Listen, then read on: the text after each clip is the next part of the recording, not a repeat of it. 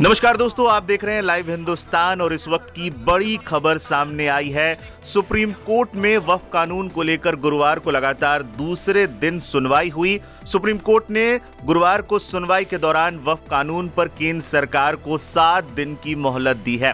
केंद्र को 1 हफ्ते के अंदर इस पर जवाब देने को कहा गया है। केंद्र का जवाब आने तक वक्फ संपत्ति की स्थिति नहीं बदलेगी, यानी कि सरकार के जवाब तक कानून पर यथास्थिति बनी रहेगी। इसके साथ ही अगले आदेश तक नई नियुक्तियां तक नहीं होगी।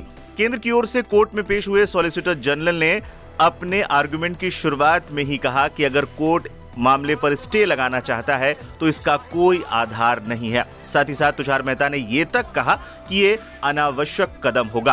तुषार मेहता ने इस दौरान 1 हफ्ते का समय मांगा था, जिसे सुप्रीम कोर्ट ने स्वीकार कर लिया। साफ तौर पर कहा जा सकता है कि पूरे मामले पर यथास्थिति बना दी गई है। आपको बता दें कि बुधवार को ही संकेत मिले थे कि कोर्ट इस मामले पर अंतरिम आदेश दे सकती है। इस पर केंद्र सरकार ने बुधवार को सुनवाई के दौरान कहा था कि अंतरिम आदेश जारी करने से पहले उसकी दलीलें सुनी जाए। Chief justice Sanjeev Khanna, justice Sanjay Kumar और जस्टिस केवी विश्वनाथन की बेंच इन याचिकाओं पर सुनवाई कर रही थी। 3 जजों की बेंच ने वक्फ कानून के 3 प्रावधानों पर रोक का प्रस्ताव दिया था। इसमें वक्फ घोषित संपत्तियों को डिनोटिफाई करने का अंतरिम आदेश भी था। कलेक्टर की शक्तियों को लेकर भी चर्चा की गई। वक्फ बोर्ड में गैर मुस्लिमों को शामिल करने को लेकर भी अंतरिम आदेश आने की बात कही जा रही थी, लेकिन कोर्ट ने सरकार को 1 हफ्ते का समय दे दिया है। तब तक पूरे मामले पर यथास्थिति बनी रहेगी। आपको यह भी बताते चलें कि सुप्रीम कोर्ट में नए वक्फ कानून के खिलाफ 73 याचिकाएं दाखिल हुई हैं। कोर्ट में इसकी वैधता को चुनौती दी गई है। याचिकाओं में दावा किया गया है कि संशोधित कानून के तहत वक्फ की संपत्तियों का प्रबंधन असामान्य ढंग से किया जाएगा और ये कानून मुसलमानों के मौलिक अधिकारों का उल्लंघन करता है। आपको ये भी बता दें, वक्फ संशोधन अधिनियम 2025 को चुनौती देते हुए केंद्र ने सुप्रीम कोर्ट में ये बयान दिए। केंद्रीय वक्फ बोर्ड और राज्य बोर्डों में गैर मुस्लिमों की नियुक्ति नहीं की जाएगी। वक्फ जिसमें वक्फ बाय यूजर भी शामिल है, चाहे अधिसूचना या पंजीकरण के माध्यम से घोषित किया गया हो, सुनवाई की अगली तारीख तक इसमें कोई बदलाव नहीं होगा। तो फिलहाल 1 हफ्ते तक वक्फ कानून में यथास्थिति बनी रहेगी।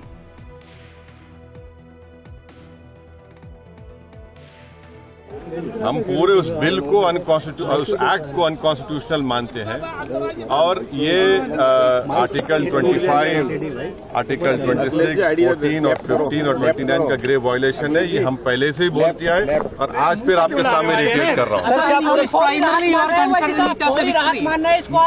No see let us be very careful. The Honorable Supreme Court, as rightly pointed out by my counsel, Mr. Nizam Pasha, the Supreme Court has said that the Central Waqf Council and the State Waqf Boards will not be constituted. Waqf by user cannot be deleted. Now, there are other provisions also which we as a party have come to the Honorable Supreme Court that calling it unconstitutional. Now, whenever it will be heard, our counsel, Mr. Nizam Pasha, on behalf of me, will be arguing it.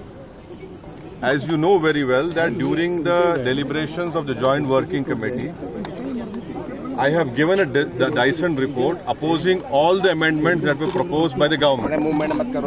And during the debate in the Parliament on the consideration or passing of that bill, I have opposed each and every amendment. I have called it unconstitutional. I still call this law as unconstitutional, as violating the fundamental rights of Article 14, 15, 25, 26 and 29.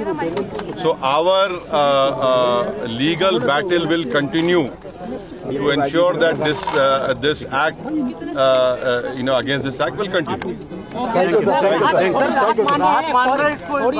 देखिए, सवाल देखिए, आपको पूरे उस कानून को समझने की जरूरत है। अब 5 साल का मुसलमान प्रैक्टिसिंग रहेगा। 5 साल प्रैक्टिसिंग मुसलमान का तो रहेगा। अब उसको कौन डिसाइड करेगा? अब कोई महिला है, उसको कौन डिसाइड करेगा? तो ऐसे कई उसमें जो अमेंडमेंट्स के जरिए लॉ बनाया गया है, हम उसके आज भी मुखालिफत कर रहे हैं और कल भी अपोज करते रहेंगे। और लीगली हम सुप्रीम कोर्ट में चैलेंज किए, हम उसको उन तमाम चीजों को violation of the fundamental rights मानते हैं। नहीं किया है। जो भारत सरकार के सॉलिसिटर जनरल है उन्होंने अपना स्टेटमेंट दिया है कि अगली तारीख तक न तो काउंसिल में न वक्फ बोर्ड में कोई अपॉइंटमेंट जो संशोधित कानून है उसके अनुसार किया जाएगा। दूसरा बात जो माननीय अदालत ने कहा कि जो वक्फ व यूजर है जो रजिस्टर्ड हैं और गैजेटेड हैं उसको गवर्नमेंट डी नोटिफाई नहीं करेगी टिल द नेक्स्ट डेट।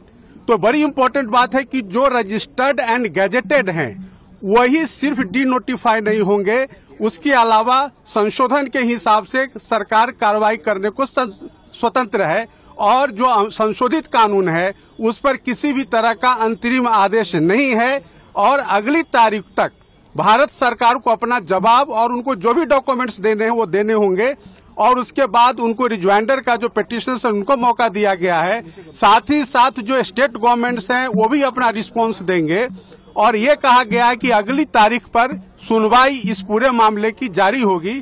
तो माननीय सर्वोच्च न्यायालय को जो रेस्पोंडेंट्स यानी कि भारत सरकार ने कहा कि हम डे टू डे सुनवाई के लिए तैयार हैं। आप पूरे मामले को, चूंकि ये पार्लियामेंट का कानून है, पार्लियामेंट के कानून को आप इस तरह से स्टे नहीं कर सकते हैं और माननीय सर्वोच्च न्यायालय ने सॉलिसिटर जनरल ऑफ इंडिया के बात को माना है और उन्होंने संशोधन को स्टे नहीं किया है। सिर्फ उन्होंने उनके 2 पॉइंट पे सॉलिसिटर जनरल के बात को रिकॉर्ड पे लेकर के और अगली तारीख 5 मई मुकर्रर कर दिया है और 5 मई से इस मामले की सुनवाई शुरू हो जाएगी। सर, यथास्थिति की बात कहेगी, यथास्थिति को कैसे लिया जाए? नहीं, यथास्थिति मैंने आपको बताया कि 2 मुद्दों पर कि जो काउंसिल में और बोर्ड में अपॉइंटमेंट का जो मामला है वो अगली तारीख तक जो स्टेटमेंट सॉलिसिटर जनरल ने दिया है कि कोई अपॉइंटमेंट नहीं होगा। और दूसरा जो है वक्फ व यूजर, तो माननीय सर्वोच्च न्यायालय ने अपने आदेश में लिखा है कि जो रजिस्टर्ड हैं और गैजेटेड हैं उसको गवर्नमेंट डी नोटिफाई नहीं करेगी अगले आदेश तक। सर, आप कौन से वक्फ बाई यूजर को डी नोटिफाई नहीं करेगी ना? मतलब नहीं, वक्फ बाई नहीं, सिर्फ वही जो रजिस्टर्ड एंड गैजेटेड हैं। सर, ये कोर्ट हाँ बिल्कुल, ये ऑर्डर शीट में है। जो रजिस्टर्ड नहीं है, जो गैजेटेड नहीं है, उसको सरकार संशोधन कानून के हिसाब से डी नोटिफाई कर सकती है। हम पूरे उस बिल को उस एक्ट को अनकॉन्स्टिट्यूशनल मानते हैं और ये आर्टिकल 25, आर्टिकल 26, 14 और 15 और 29 का ग्रेव वायलेशन है। ये हम पहले से ही बोल किया है और आज फिर आपके सामने रिपीट कर रहा हूँ। No, see let us be very careful.